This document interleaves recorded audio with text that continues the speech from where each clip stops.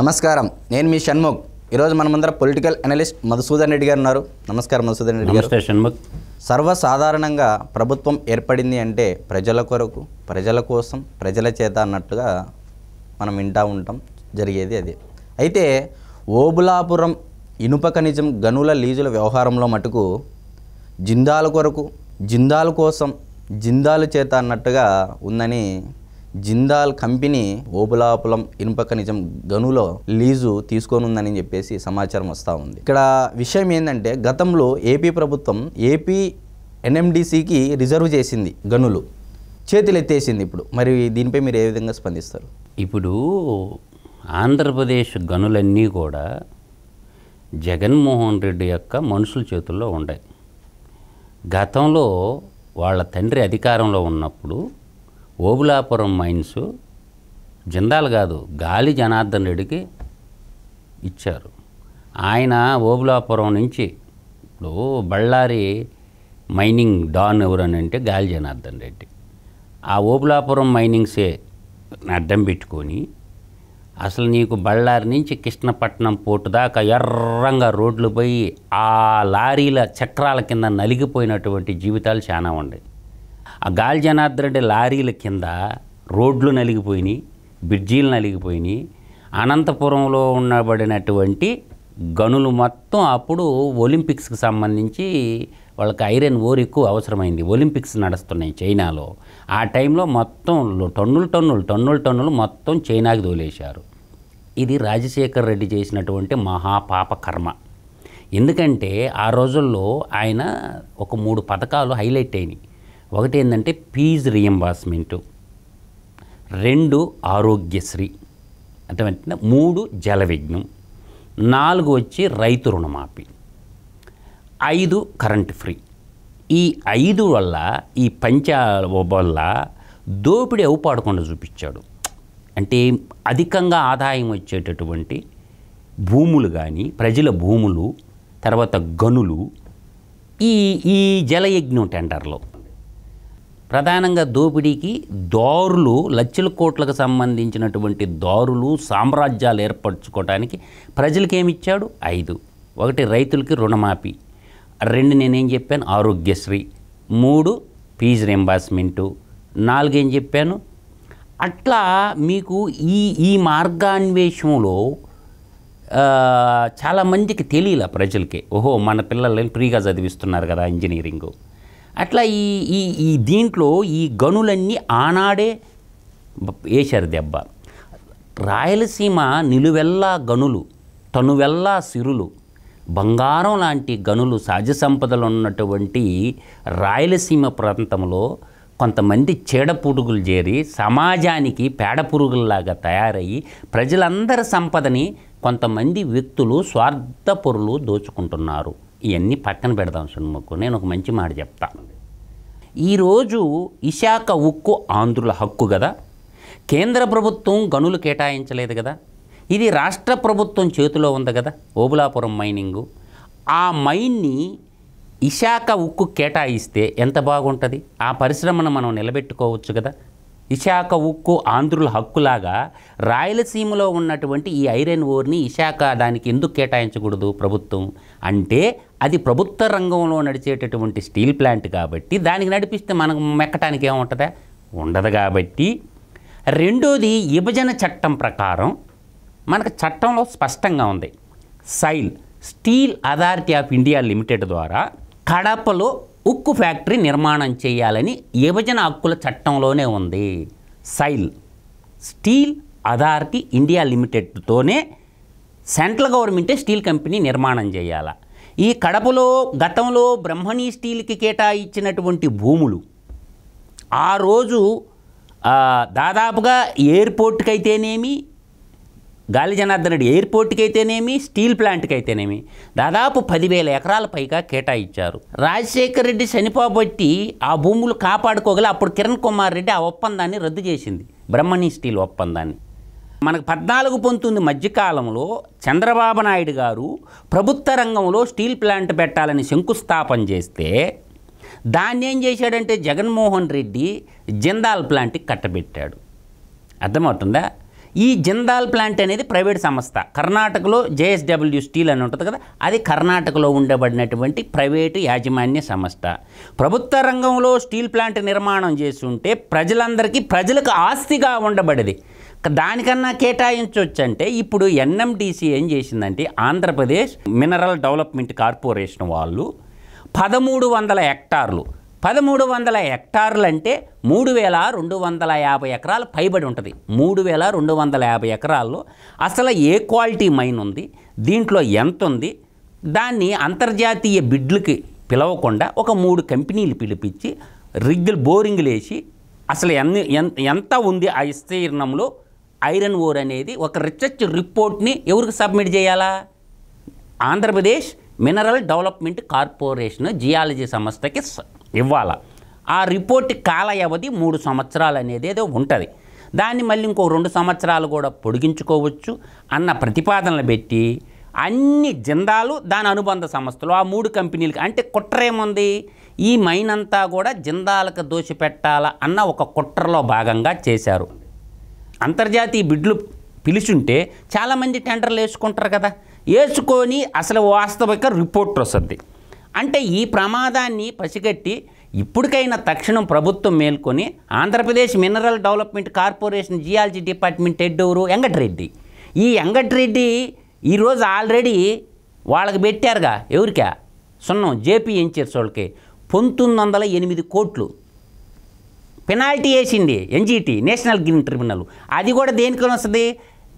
Internal external mines అంటారు. Internal mines ఏంది? Bauxite, తర్వాత సున్నపరాయి, ఇంటర్నల్ మైన్స్ ఇవన్నీ. Iron ore internal mines, diamonds, వజ్రాలు internal mines, titanium internal mines, తర్వాత uranium internal mines. External mines ఉంటాయి కదా. ఎక్స్టర్నల్ మైన్స్ అంటే ఏంది? భూమి పైన ఉండేది, నదుల్లో ఉండేటటువంటి beach sand, natural sand. Natural sand నదుల్లో ఉంటుంది, బీచ్ శాండ్ ఎక్కడ ఉంటుంది?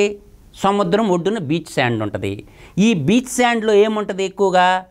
NaCl అంటే సముద్ర ఉప్పు జలాలు, క్లోరిన్ అధికంగా ఉండి కరోజన్ అవ్వద్దు, దాన్ని తగ్గించి అంటే రీసైక్లింగ్ చేస్తారు.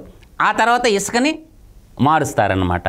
తర్వాత మనకి క్వార్ట్జ్ ఉంది అధికంగా, దాదాపుగా 48 మినరల్స్ ఉంటాయి ఆంధ్రప్రదేశ్ స్టేట్లో.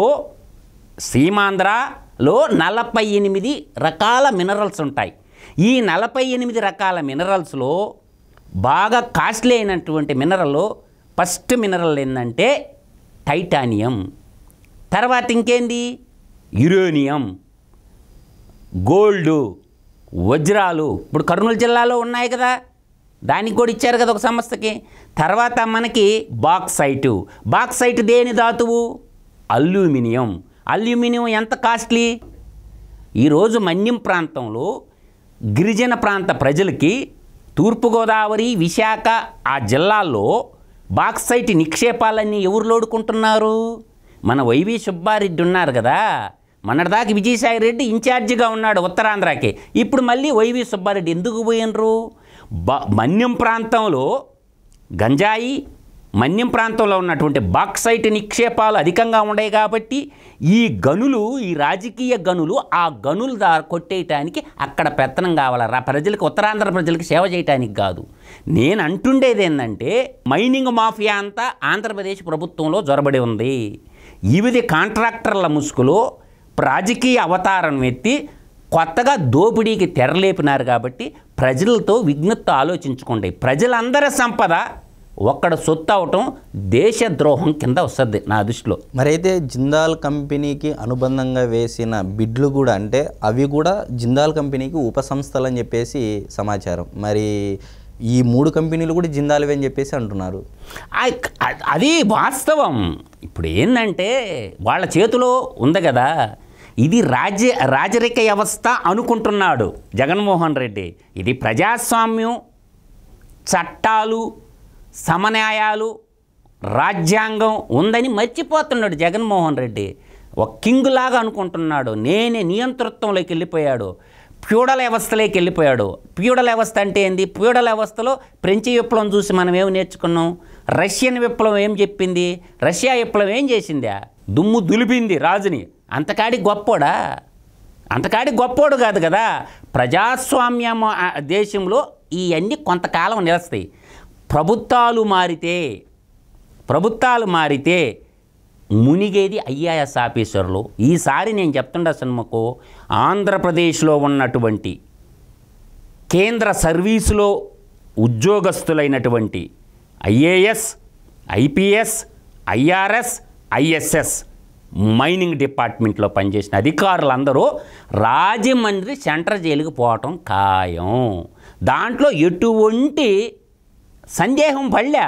ఎందుకంటే ప్రభుత్వం ఎట చెప్తే వాళ్ళు, ఎందుకంటే ఈ ఐఏఎస్ ఆఫీసర్లో చట్టబద్ధంగా పరిపాలన చేయకుండా జగన్మోహన్ రెడ్డి చుట్టాల్లాగా చట్టం చదువుకున్నారు వాళ్ళు. ఐఏఎస్ అంటే ఆషామాషిగా రాదు కదా. 4-5 సంవత్సరాలు 3 అటెంప్ట్లు, 2 అటెంప్ట్లు, 5 అటెంప్ట్లు ఒక కళలాగా మిగిలినట్టు ఉంటే, చట్టాలకి చుట్టాలుగా ఉండకుండా జగన్మోహన్ రెడ్డి చుట్టాలుగా మారిపోయి ఐఏఎస్ అధికారులు జగన్మోహన్ రెడ్డి యాడ చెప్తే ఏమి చెప్తే చేశారు. ఎందుకు? సీఎంఓ ఆఫీసులో ఒక ఐఏఎస్ అధికారి ధనుంజయ రెడ్డి గారు యాడ పెట్టమంటే ఆడ సంతకాలు పెట్టారు. ఈ అన్ని ఏళ్ళకి ఉచ్చు బిగించుకుంటాయి. రేపు రాబోయే ఈ తెలుగుదేశం జనసేన ప్రభుత్వం ఖచ్చితంగా వీళ్ళ మీద చర్యలు తీసుకుంటుందా తీసుకోదా అన్న దాంట్లో ప్రజలు కూడా అనుమానంగా ఉంది. రేపు రాబోయే ప్రభుత్వం జనసేన తెలుగుదేశం ప్రభుత్వంలో ఎవరైతే ప్రజలందరి ఆస్తులని దోపిడీకి కారకులైనటువంటి ఈ ఐఏఎస్ ఆఫీసర్ని జైలుకి కానీ పంపించలేదు అనుకో, నెక్స్ట్ మళ్ళీ 5 ఏళ్ల తర్వాత ప్రజల ముందు చంద్రబాబు నాయుడు కానీ పవన్ కళ్యాణ్ కానీ ప్రజలకి తలకాయ చూపించలేరు. ఎందుకంటే ప్రభుత్వం వచ్చిన వెంబడే విజిలెన్స్ అన్ని విషయాల మీద, లిక్కర్ మీద, తర్వాత యాడుల రూపంలో ఏ ఛానల్స్కి, ఏ టీవీలకి ఎంత ధనాన్ని, ప్రజాధనాన్ని స్వాహా చేశాడు, వీటన్నిటి మీద ఏసీపీ విజిలెన్స్ ఎంక్వైరీ. తర్వాత నేను చెప్తుండా కదా, revenue recovery act, revenue recovery act, ప్రజాప్రాతినిధ్య చట్టం 1951, ఈ 2 చట్టాలని, విజిలెన్స్ని అంటే ఏసీబీని వీళ్ళందరిని మళ్ళించి ప్రభుత్వంలో ఉన్నటువంటి అధికారులు ఎవరెవరైతే లంచాలు తీసుకున్నాడు, ఇప్పుడు రేవంత్ రెడ్డి అదే చేస్తున్నాడు కదా తెలంగాణలో. ఒక్కడిని పట్టుకుంటేనే 400 కోట్లు బయటకు వచ్చింది. కాబట్టి రేపు రాబోయే ఏసీబీ ఎంక్వైరీ, తర్వాత revenue recovery act, vigilance enquiry వేసి 100 రోజుల్లో జగన్మోహన్ రెడ్డి యొక్క పరిపాలనలో ఏ శాఖలో ఎంత దోపిడీ చేసింది ఇదంతా నిగ్గు తేల్చే పనిలో ఒక 100 రోజులు పట్టద్ది చంద్రబాబు నాయుడికి, పవన్ కళ్యాణ్ గారికి. వీళ్ళిద్దరికీ ముందు కుర్చీ ఎక్కంగానే చేయాల్సిన పని అది. చంద్రబాబు నాయుడు, పవన్ కళ్యాణ్ ఇద్దరు కూడా 100 రోజుల లోపల ఏ శాఖలో ఎంత అవినీతి జరిగింది ప్రజలకి చెప్పగలిగితే, వీళ్ళ నిజాయితీని నిరూపించుకోగలిగితే ప్రజలు వీళ్ళని ఆశీర్వదిస్తారు. కాబట్టి విపరీతమైనటువంటి ఇందుగలడు అందులేడు సందేహములదు అని చెప్తాడు ప్రహ్లాదుడు. ఇందువలదు ఇందుగలడు అందులేడని సందేహములదు, ఎందెందు ఎతికినా అందేగలడు విష్ణుమూర్తి అని చెప్తాడు తండ్రికి, హిరణ్యకశిపుడికి. అట్లాగే జగన్మోహన్ రెడ్డి పరిపాలనలో అన్ని సమస్తము దాంట్లో స్వాహా చేసిన మాట వాస్తవము. కొన్ని సంస్థలు, త్రివిధ దళాలు, ఎవరు పెద్దిరెడ్డి రామచంద్రారెడ్డి వాళ్ళ కంపెనీ, షిరిడి సాయి ఎలక్ట్రికల్స్ వాళ్ళ కంపెనీ, తర్వాత లిక్కర్ మాఫియా, శాండ్ మాఫియా, ఈ అంతా కూడా వాళ్ళ 3 కంపెనీలే చేసుకుంటుండే. తర్వాత ఏ రంగం చూసుకున్నా కొన్ని లక్షల కోట్లు దోచేసిన మాట నిజము. అన్నపూర్ణ లాంటి ఆంధ్రప్రదేశ్ని అప్పుల ఆంధ్రప్రదేశ్గా చేసిన మాట నిజము. వీటన్నిటి మీద కూడా రాబోయే ప్రభుత్వము విజిలెన్స్ ఎంక్వైరీ, ఏసీబీ ఎంక్వైరీ, ప్రజాప్రాతినిధ్య చట్టం, రెవెన్యూ రికవరీ చట్టం పెట్టి దీనికి పాత్రదారులు, సూత్రధారులు అందరూ ఐఏఎస్ ఆఫీసర్లే. వాళ్ళ మీద చర్యలు తీసుకుంటేనే రాబోయే ప్రభుత్వాన్ని ప్రజలు క్షమిస్తారు, లేకపోతే ప్రజలు క్షమించరు. వీళ్ళు దేశద్రోహానికి పాల్పడినటువంటి ఈ ఐఏఎస్ ఆఫీసర్లందరినీ, ఈ మైనింగ్ ఆఫీసర్లందరినీ ఖచ్చితంగా రాజమండ్రి సెంట్రల్ జైలు లాంటి ఇంకొక పెద్ద జైలు కట్టించి, ఎక్కడ విశాఖపట్నం సముద్రంలో ఏదన్నా ఒక దీవి తీసి వీళ్ళకి ఉరిశిక్ష వేస్తే తప్ప ప్రజాస్వామ్యాన్ని పరిరక్షింపబడదు, ప్రజలందరూ కూడా రాష్ట్రం సర్వనాశనం అయిపోయింది కాబట్టి విఘ్నతతో ఆలోచించి ఓటేయమని మాత్రం నేను చెప్పగలను. మరైతే ఈరోజు రాష్ట్రంలో జరుగుతున్నటువంటి మైనింగ్ మాఫియా ఏ విధంగా జరుగుతూ ఉంది, ఏ విధంగా వన్ సైడ్ చేస్తూ ఉన్నారని చెప్పేసి మనకు మధుసూదన్ రెడ్డి గారు చాలా బాగా తెలియజేశారు. మరొక అంశంతో మళ్ళీ కలుద్దాం. నమస్కారం.